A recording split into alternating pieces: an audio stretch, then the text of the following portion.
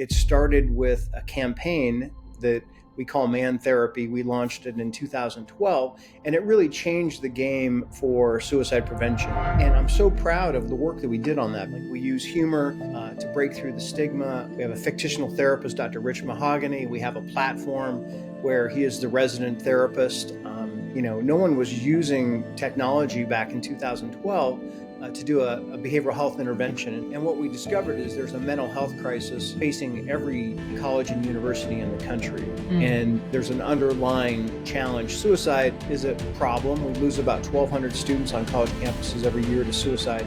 However, there's an underlying mental health crisis that's really getting in the way of student success. And we knew it was a problem not just at Colorado State, but across the entire country. Hi, everybody. Welcome back to this. I'm your host, Shauna Griffiths, and today's Real Talk is with a real leader who I've gotten to know over the last, I would say, year or so, but that's an interesting story that we'll talk about. He's a creative entrepreneur and digital health pioneer. Working in the Denver area, and he believes in the power of innovation, creativity, and technology to solve pretty much any problem. Joe, I am so happy to have you on the show today. Thank you so much for joining. Shauna, thank you so much. It's an honor to be here and spend a little quality time talking with you. I appreciate it. Yeah, thank you so much. So, folks, I always tell you how I know my guests, and this is where the little bit of the funny story comes in. Joe and I have a mutual friend named Tony Schiller, and I don't say a few months ago, Tony says to me, "Shauna, I've got to introduce you to my friend Joe there in Denver." I said, "Okay." He always has great connections, and so he introduced me to, again, just air quotes, Joe. So I get this email comes across and it's Joe Conrad of Cactus. And I was like, wait, I know Joe. So folks, Joe is the founder and CEO of Cactus Agency, which is based here in Denver. He is also the founder and CEO of Grit Digital Health. And I happen to know his business partner, Norm Shearer.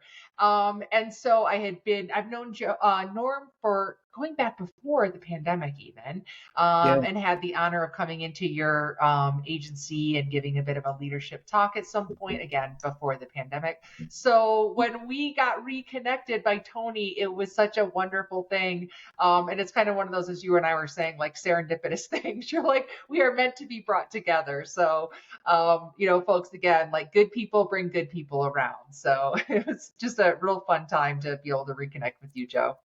Yeah, you as well. And you're right. Tony is like that. He's one of those connectors. In fact, I have 3 emails from him today connecting me to other people. So I'm always happy with the connections that I make through Tony. And it was, very serendipitous that we were able to meet. And we obviously had met and crossed paths before, but we had so much to talk about. And, I think the work that you've done and are pursuing and my career journey so far just opened up a lot of conversations. So I look forward to delving in with you today. Yeah, absolutely. So let's talk about kind of where you're at now with your 2 entities. And because I like to give the audience a bit of a foundation of what you have your, feet in on a daily basis. So can you give us a snapshot of Cactus from the agency side and Grit Digital Health?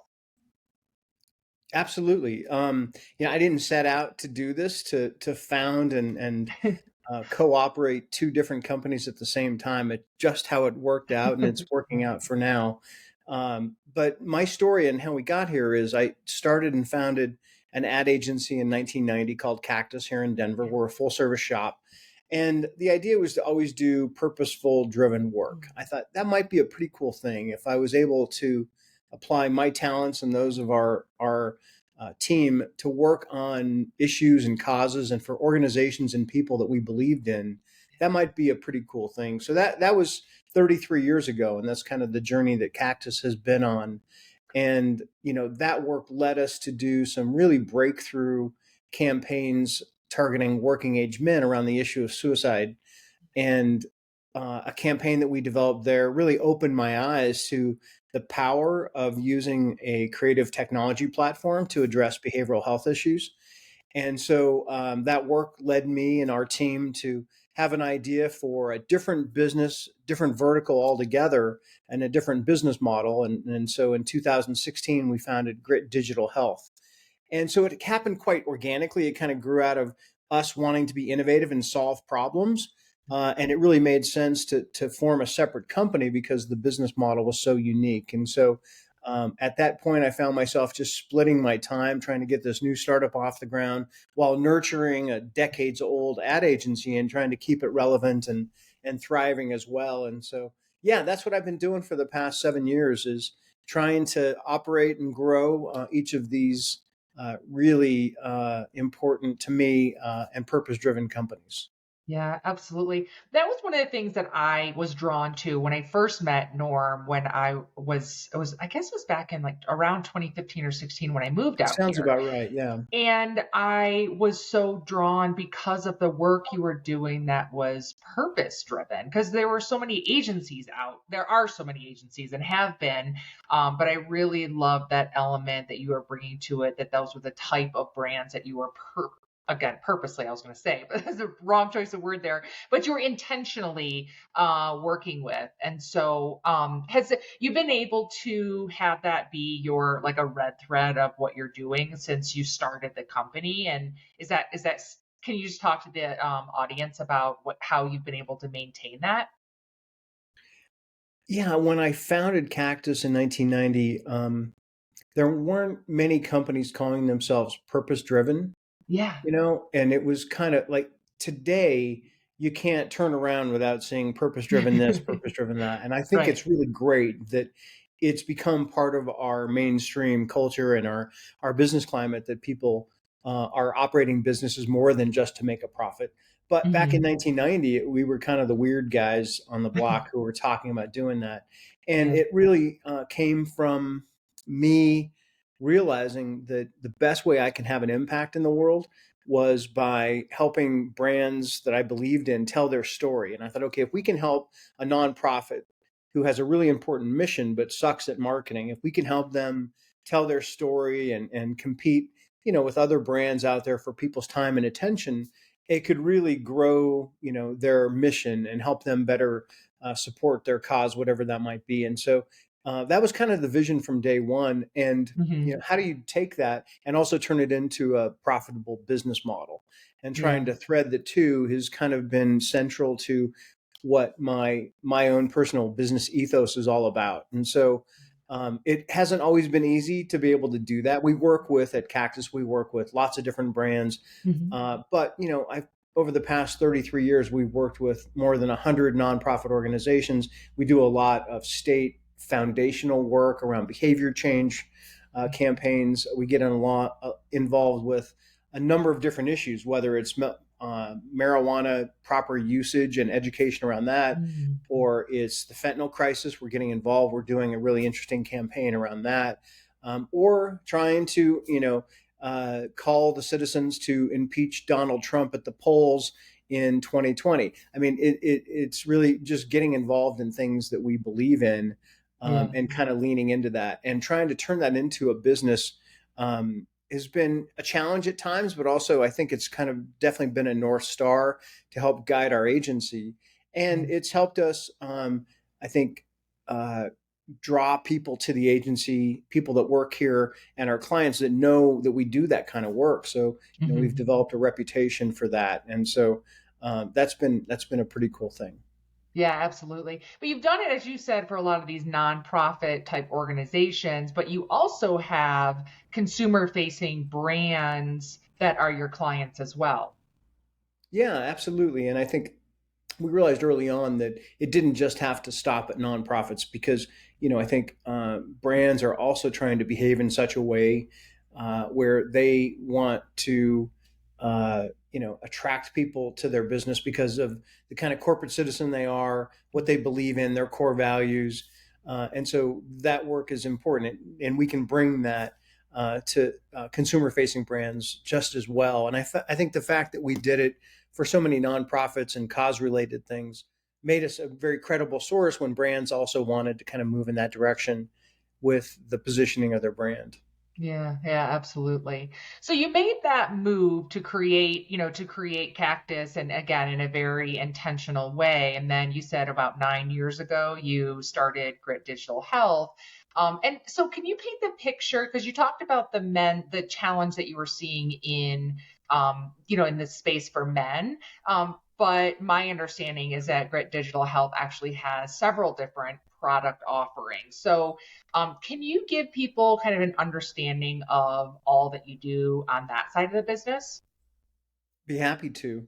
And I think it's a real lesson in that, the things that you do, the work you create and put out into the world and the ripples that it causes and the impact it has and the attention it gets just leads to other things, right? And there's this natural, I think, beauty to the universe that doors open up and the synchronicity happens. And that's certainly been the case with all of the work that we've done. It started with a campaign that we call Man Therapy. We launched it in 2012, and it really changed the game for suicide prevention. Like, we use humor to break through the stigma.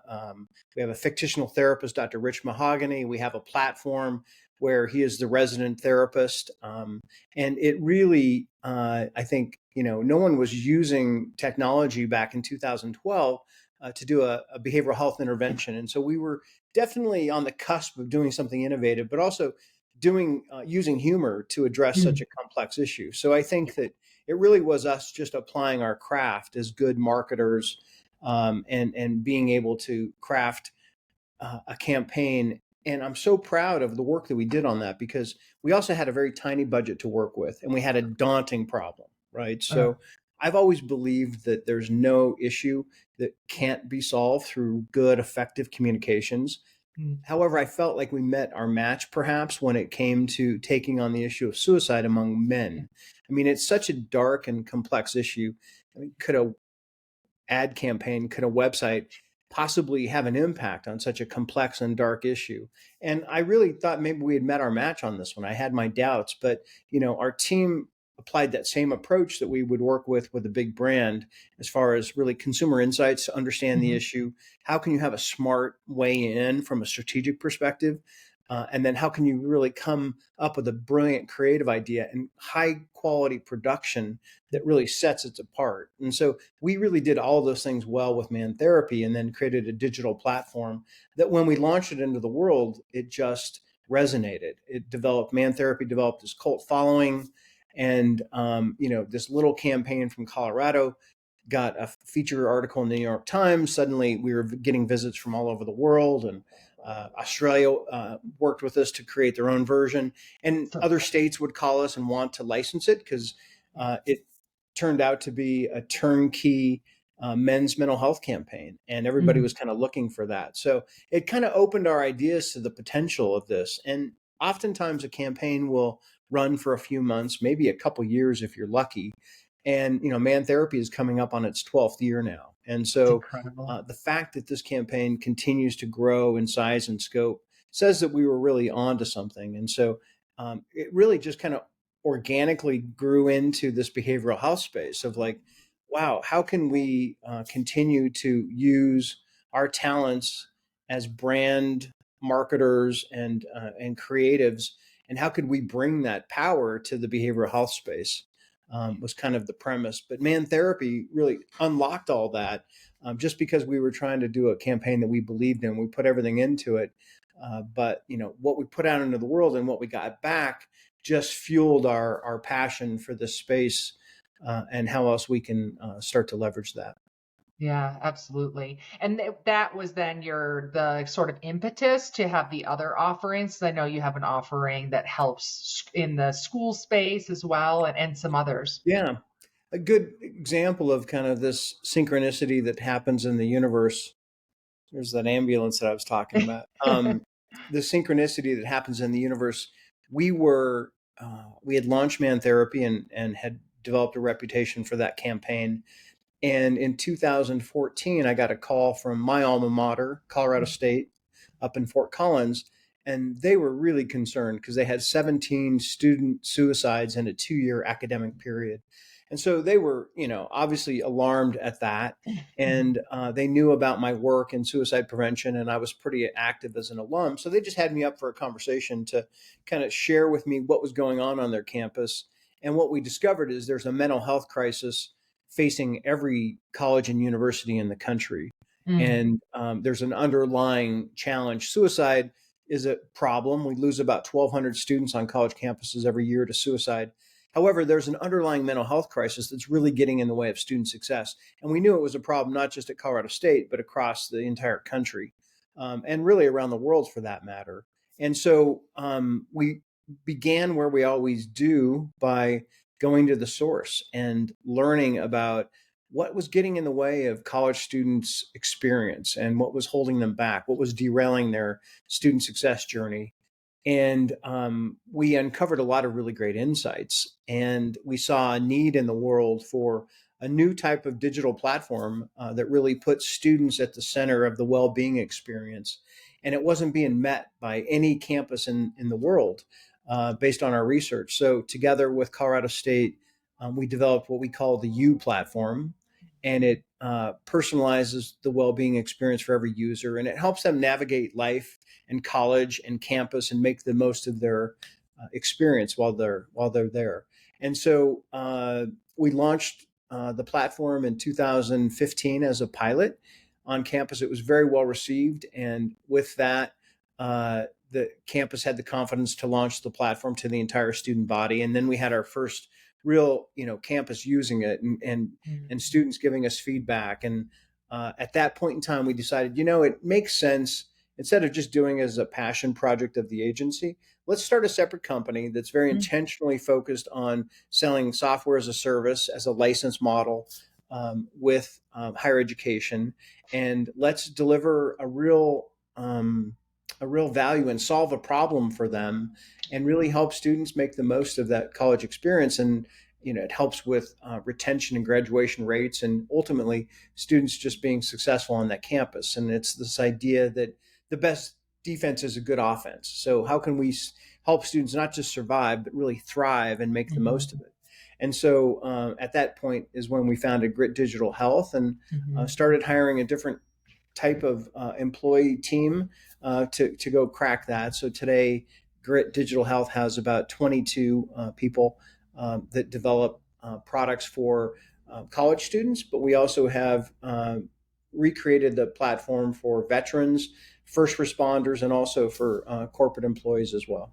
So awesome. It's so awesome. I think what you were saying earlier about there's so many people that jumped into the purpose and the impact space over the last 10 plus years. And I just love the way that you talked about it with the lens of solving these problems and, really putting it in the hands of the people so that you can, they're actively, part of it. And it's not just a marketing ploy. It is a true solution that you're bringing. And it comes back to what I was saying when I was introducing you. What I'm come to find out about you is, really believing in the power of creativity, innovation, and technology. So I'm really glad that you shared that with the audience. And, it's like whoever's listening, again, if you see a problem, you can actually help create it, but also do it in a way that you're going to, can create a business around that.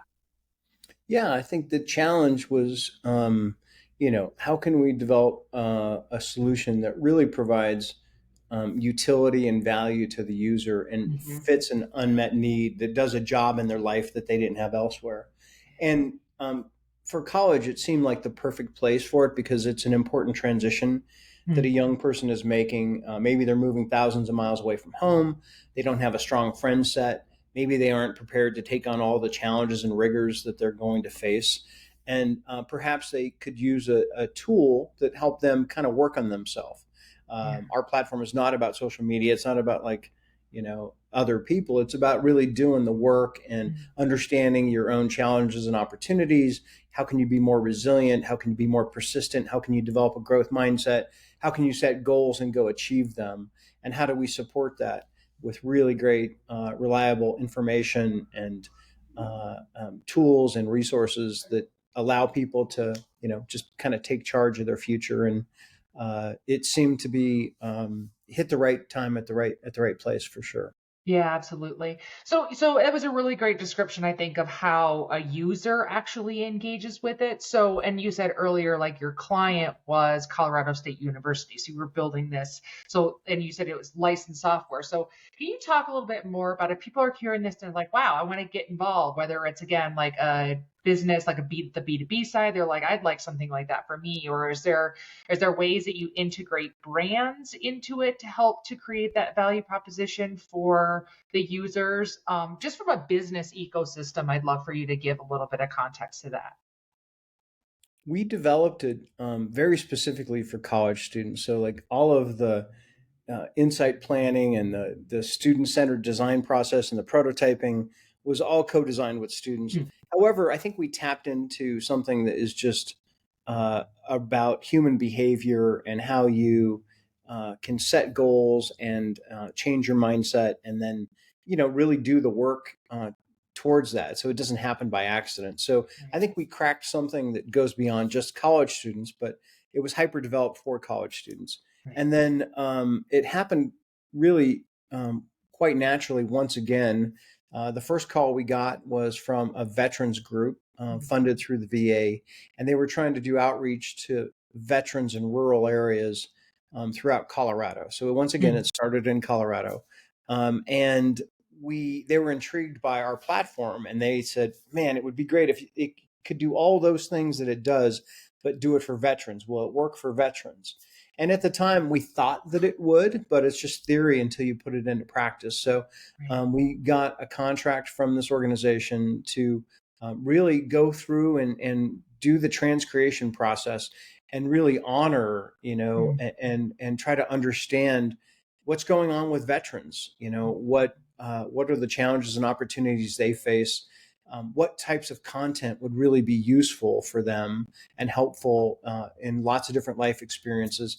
And how can you deliver experiences by connecting them to resources that they may not otherwise have? And it's putting the right resource at the right time in front of somebody, so mm, whatever they're wrestling with, they can take charge of that and start to make progress, right? And kind of get over those high centered points that they may find themselves in. So we did just that. We spent a lot of time researching, talking to veterans, not just the 65-year-old Vietnam veteran, but we also talked to the 25-year-old Afghanistan veteran, and from every branch of service, because it's very different if you're in the Navy or if you're a Marine or mm, a different branch of the service. So we really wanted it to be all encompassing, and we also found some things that are unique to veterans. And so the kind of content that we developed and then the resources are really amazing. There's so many veterans programs and resources, but how do you mm. keep track of it all? So we're kind of a digital front door for that, right? We're a wayfinding system for veterans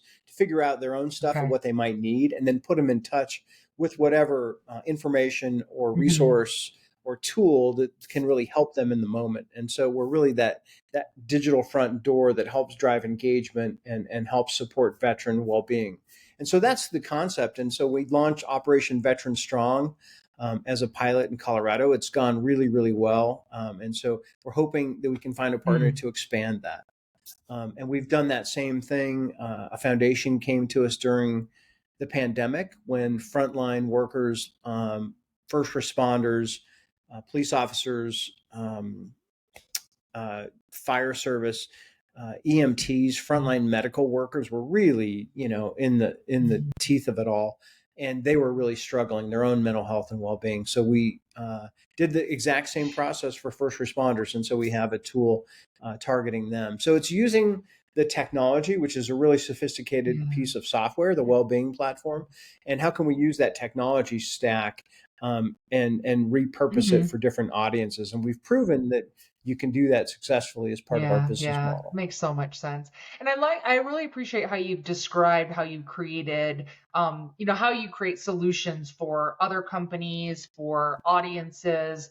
And I also want to double down a little bit on how you actually turn that internally, that purpose-driven leadership that in how you created and you run Cactus and Grit Digital. I know that you wrote an article, I believe, for Ad Week 360, and you were on a panel at Ad Week, and you were really talking about this urgency, especially in the agency space, about well-being. So I'm sharing this because I think it's you bring I think a very aware type of leadership to the table, and you're not just doing this for other organizations, you're also doing this in your own. So I would love for you to talk a bit about, share kind of how you created that in your own organizations. It's something that goes, I think, way back to the founding of Cactus, of doing purpose-driven work and, encouraging people to come here and do the best work of their Mm, career. We wanted to yeah. pay them fairly, because you have to make a living. We wanted people to really feel like they were growing professionally, their work, their portfolio was growing and getting better and better. And then also the third leg of that is that you can come do Mm, work that you believe in, that gives you a sense of accomplishment and contribution that you may not find elsewhere. And so that's always been a core value. And from that, we have 6 core values that have emerged from Cactus. And it was in 2020 when we really started to look at like the health of our employees and our staff, and we wanted to go even further because I think ad agencies do a great job of really, making sure we have competitive pay, that people have a healthy work environment, that you have unlimited PTO, that we support them, with lots of different fun things, lots of outings and lunches and events, and it tends to just come right. along with the territory. But I also realize that it can be a place that is really challenging, deadlines, client pressures. Yeah. It's a fast-paced environment, so we're really concerned about like our employee well-being, and that's one thing that we weren't talking about in our list of Mm, core values, because we have things like leadership and collaboration and critical thought and passion, and we thought, what's missing from this is, what about just the mm, well-being of our staff? And so we actually carved out a seventh core value that we wrote up and introduced, and it's around well-being. And so that's where it really kind of evolved for us as an agency, was when we mm, put that name on it. I think we've always yeah. operated like that, but I think that coining that, hey, we're going to bring well-being to the forefront and make that an important asset. And so we wanted to not just talk the talk, Mm, we wanted to back it up. And so, we put a lot of programming in place to really support our employees, making sure that we have a really open atmosphere where everything can be talked mm, about, and there's a lot of open dialogue that we encourage. And I think leaders exhibit that in how we behave, that we're open to taking care of our and prioritizing our own mental health and well-being. And then we decided to repurpose our mm, U platform for yeah. our employees. So we created this platform called U at Cactus, and So it's really cool. great. It does everything that the well-being platform does. It helps people succeed, Mm, thrive, and matter. So success is financial and career success. Um, um, thrive is physical and mental health, and then matter is purpose and meaning and social connections. And so we've really just created that resource for our employees. It's where our employee handbook is. A lot of our culture information, a lot of our EAP resources can be connected to right through this platform. But our employees can, take advantage of all the well-being content and tools that we've built up there, and we've made it mm, specific for an ad agency. So we're trying to, really yeah. behave that way, and point our tools and leverage them for our own staff well-being. And then it really grew when we were doing a series back in March for Mental Mm, Health Awareness Month, where I pulled together a panel of leading ad agency CEOs from around the country just to talk about this issue. What are you yeah. doing at your agency to support the mental health and well-being of your staff? And that's where it occurred to me that, we talk a lot about D, E, I, Mm, and B, which are all really important. And the reason you do it is because you have a better, more effective team, and you're able to produce more work that's more in touch and more effective. And we thought, well, what's missing from that is the W for well-being, because it really begins and ends yeah. with our teams and our staff. And if they're not thriving, we're not thriving as an agency. So I I love that. coined this term that maybe it's time to add a new letter Yeah. onto the acronym that I think is deserved. And so trying to call it DEI, B, and W, just to make it more Hmm. top of mind. And I think when people are more aware of something, they prioritize it, and then it has a residual Yeah, impact down the road. absolutely. I mean, I think that there's so much that goes on in fast-paced organizations like an agency, where there can often be, because I worked in an agency world for so for many years. And so I can say that from being in it, that a lot Yeah. of times there is that feeling of like, the people are just grinding out the work and you care so much about the clients, but you get a lot of that conversation around, well, what about us? And so I do think that it's really wonderful to hear you opening up this conversation, to really help decrease that burnout and hopefully change some of the stereotyping that goes on, for some. You hear people talk about, oh, the agency life, agency life is brutal and stuff like that. So how can we actually start to change that rather than just being like, well, suck it up, it's just part of the way it is. Yeah. Right. Yeah. No, I think, we all went through a lot of changes, especially in Yeah. 2020, that I think really pushed the world to a better place Yeah. where people are just, I think, Mm. prioritizing that in their life. And, I think corporations of all different types are coming to grips with that and what that Yeah. means for them. But it probably needed to be a gestalt shift in a direction of health and wellness from the grind that I think Yeah, was typical. absolutely, absolutely.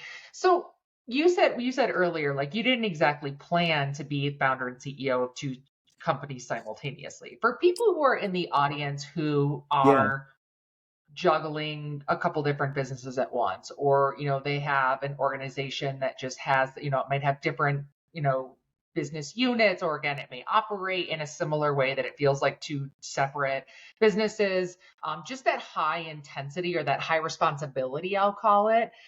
Can you give some tips on, or just some of your experience on, how do you make it work? How do you tap in and not get completely burned out yourself? You've talked about some of these tools that you have, but is there anything you can share with people about your approach?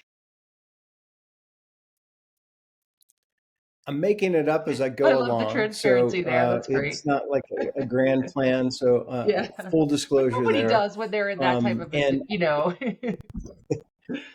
yeah, and I think a lot of my friends think I'm crazy because they're like thinking about maybe retiring from their one job, and here I Yeah. started a second one. And I think for me personally, I still manage my hours so they're a reasonable amount. Like I don't usually work more than 45 hours a week. I may take it home with me, but I love my work, so I don't mind taking it home. And there is something about it's not just the hours though, but when you're running two companies and you're responsible for Right. two P&Ls and the livelihood of all your employees, and Hmm. it's a lot to balance. And so there's a psychological pressure Yeah. that comes with that Hmm. that's undeniable. Like you double down on Yeah. that. You may not be working double the hours, but there's a Exactly. psychological pressure. So I think you have to find effective ways to deal with it, mostly by having really Mm. great teammates who can help fill those voids and Yeah. play those roles. So realizing who you Mm. need around you. And then, I think for me, it's almost been like having another client. Mm. Because at an agency model, you may have six Yeah. clients that you're working on. You go from one to the next to the next, and so for me, Hmm. running two companies was kind of that same thing. Hmm. Where I drafted and I learned a lot of the best practices that I brought from Cactus as far as leadership and management and teams and reporting and how we do things, culture things. I just drafted and kind of, hey, it wasn't broken, so let's just kind of do it the same way. But there's also, it's a totally different Right. business model, and there's been a lot of on the job training and learning as I've gone because I'm getting into a territory that is so foreign to me. So there's been some on the job training where, kind of have learned some of the lessons the Hmm. hard way. So I would say, try to look around more corners, get more advice from more people, so you can avoid some of those mistakes earlier on if you're getting into, especially a different type of business model that you may not be Right, familiar absolutely. with. That's a really great point about the people that you have around you. And also, I would assume what you're saying, part of it is like you realize that you didn't have that full breadth of expertise, so that you were like, okay, how can I use this as an opportunity to put more tools in my toolbox, but also bring over all this knowledge and experience that I do have. And I think sometimes when we Yeah, can start something new, it can feel so daunting, or we have those moments where we're like, it I actually think sometimes people can do it where they're just going to hold it all so close to their vest and not get, outside help because I think they got to figure it out themselves, or they don't want anybody to know that they're the founder and CEO of a company and they're still figuring certain things out. So again, I just really appreciate your transparency about that. Yeah, yeah, I think it's an important thing to acknowledge. I mean, when y- I probably to a fault because I knew how to run an agency, so I tried to run this new SaaS Yeah. business that same way. For better or for worse, I think it made us Mm-hmm. better in a lot of ways, but other things I probably Mm-hmm. did the hard way. Or in my situation, I made a decision to not go out Mm. and go get funding. Because I'm kind of old fashioned. Like I wanted to develop a product that could find an audience base and would generate revenue and a profit. I felt like that was the proper way to grow a business. And I was probably a little short sighted of the power of like go getting $10 million on what you could do. Not that that's going to solve all your problems. In fact, it could create more. But I've had to you do the best with what you got, right? But I've certainly Yeah. learned some lessons of things I would do differently to make it a Yeah, little bit easier. absolutely. Absolutely. That makes a ton of sense. But speaking of like lessons and takeaways for folks, I'm curious, like I'm aware that you've had, your run of 33 years with Plus at Cactus is pretty incredible. And you had a really strong run through even through the pandemic when so many people were having a really hard time. So are there any like key learnings that you can share with people about that have been instrumental in your the growth and maintaining that momentum over the years? There's been, a few times where we've had these kind of Right. major dips that have been really challenging for business. So, having started in 1990, the first one for us was um, 2001. Mm-hmm. If you remember what happened in 2001, so at the Yeah. dot com bust, and there's a lot of telecoms that broke up that caused a lot of fracture in the economy. But the dot com bust was a big part of that. Things were really tough economically and for business, and then boom, this little thing called 9/11 happened, and that was just this, complete fall off in everybody's distraction. It was like Mm-hmm. a pandemic, Oh right? yeah. Like for the country, like for a year, like no one thought about anything else. It disrupted so much. And so I think that there's these big shifts that you just have to kind of deal with. And so that was a significant one for us. In 2012, when the real estate bubble burst and it really hit a lot of companies really hard, we had one of our best years that year because we were Yeah. just well insulated by the kind of contracts that we had. So we were very fortunate. And then, going through the pandemic was a whole different set of challenges. And again, we had some of our best years in 20, 21, 22. And so I think it's just, there's something about Mm. staying power of like, having good, Mm-hmm. meaningful relationships with clients and employees that can Yeah. help you sustain through those periods where you're not just a flash in the pan. So for me, that's been a lot of it is just putting more meaningful, substantial kind of relationships in place. I think those are the most important things that help you kind of survive those Yeah, those absolutely. storms. Thank you so much for sharing that.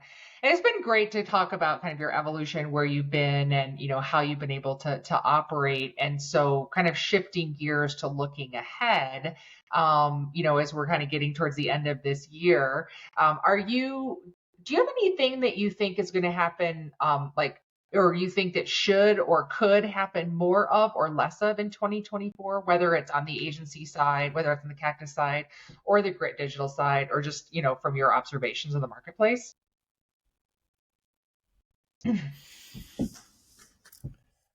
Well, the thing I keep hearing is 23 has been really Yeah. a downtime.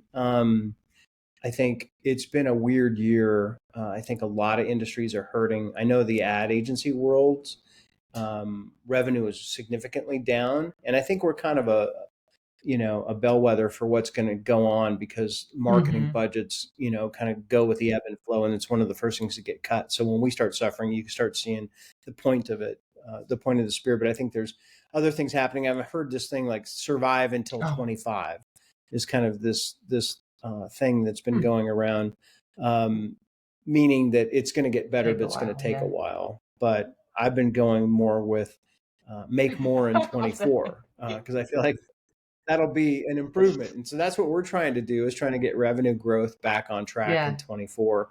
And hopefully it's better from there on out. But I think um, it's really about Mm, embracing change as it comes. I think the pandemic, you never want right. to be stagnant, right? Like there's something to be said to sticking to your principles and operating a certain way and holding true to those. But you also have to be flexible and embracing change and new ways of doing things. And so I think that that's something that companies need to do. There's kind of that balance between steadfast and consistent, and also nimble and open-minded and willingness to change and embrace new ways of doing things. And so I think hopefully there's this reckoning too about work-life balance and whether you do it, in the office together or remotely, and how teams collaborate, and can you still build a dynamic culture that produces meaningful work and do it in a more modern and what are the strengths of working that way and embracing that. So I think that we're just trying to meet people where they are and continue to keep certain things and certain standards in place that we want to reach for as a business. And so how do you find that middle ground is just something I think all of us have to try to figure out what is right Yeah, for us. absolutely. Well, I'm on your take of more in 24. I don't want to. I'm gonna say no to the survive till 25 route. That doesn't No, it sound very does not. fun, does it? Yeah, just hanging It on does for a not. You year. know Oh, me by now, and Joe. I'm too proactive to just hang around and survive till 25. No, thank you. yeah, although 24 is it could be a real shit show. Although compared to 2020, like I think 24 is going to be a breeze Yeah. compared to that. But that was Yeah. a hell of a year with Oh. the pandemic and then Oh. the election Totally. going on at the same period of time. It was just it'll live in infamy Yeah. for me. Like I can't imagine being a Oh. high school student who graduated Yeah. in 2020.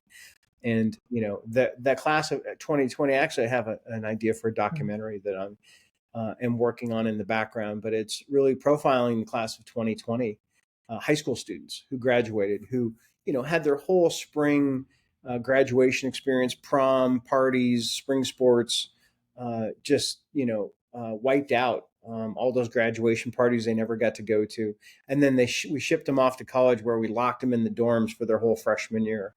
And so just thinking about, like, how uh, much challenges that particular class had to face and overcome, I think is an interesting uh, insight into, what it must have been for yeah. those students who were going through that transition from high school to college in the midst of that. I think it's just an interesting topic because there's been a lot, a lot of that generation is also Mm, maligned for various things. And I think there's also a lot of really great stories out there of mm. triumph and people who have persisted and succeeded in the face of a lot of Yeah. challenges. So Yeah. um, I think it might make for an interesting story, but we'll see what Yeah, I we think come that up would be with. super interesting. I can definitely identify with kind of the fits and starts and the challenges that have been happening over the last several years. And so, I agree with you. I think like as we're going forward in 2024, I think it's,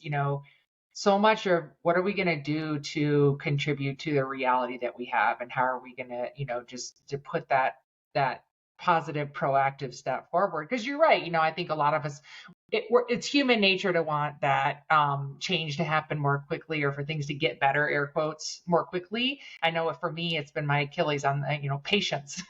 So I have to try to remind myself consistently, have the patience and keep moving forward, and kind of keep depositing every day, keep depositing the effort. And we'll get, and to your point about like having the right people around you, I think is really helpful too. So yeah. Yeah, yeah, it's definitely a part of the Yeah. solution for Well, sure. I'm so grateful that you spent time with us today. And one thing I ask everybody at the end of the show, because we hit on so many different topics, what do you hope that people take away from the time that you spent with us today?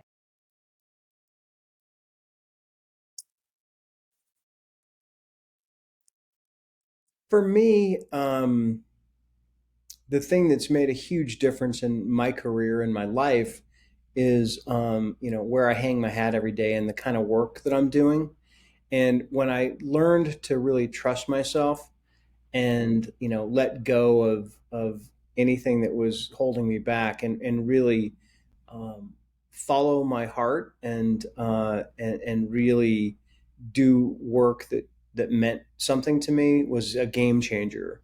And it's really fueled my entire career, where I feel very fortunate to get up and do what I do every day. And uh, I think, putting that, whatever that might mean for you, and I think everybody's on their own journey of like what's going to, really deliver that purpose and satisfaction. What's something that I can feel really good about doing, whatever that might be. I think just being in touch with that is something that can really lead to a productive, and I think a meaningful Yeah, I life. love that. I'm so glad that you shared that. And as you did, it reminded me. I've kept this on my desk for probably 2 years now, and I'll hold it up to anybody who's watching. It just is like a little paper. It says, do something that means something. And it's a reminder to myself. And it's something that, it's just that North Star of like what I'm doing, to your point, like trust your heart, trust what you're doing. And when you're doing things that actually mean something to you, to others, it's a big difference maker, especially through those tough times that you Yeah, thought I about, love that that. you talked about. Yeah, I love that, Shauna. That's Yeah, really cool. Thank yeah, you for sharing that. yeah, absolutely. So, Well, it's yeah, so good to spend some time with yeah. you Thank today. you so much. I Always appreciate good it. hanging out with Yeah, you. likewise. Thank you so much. Have an awesome day. And folks, thanks so much for tuning in.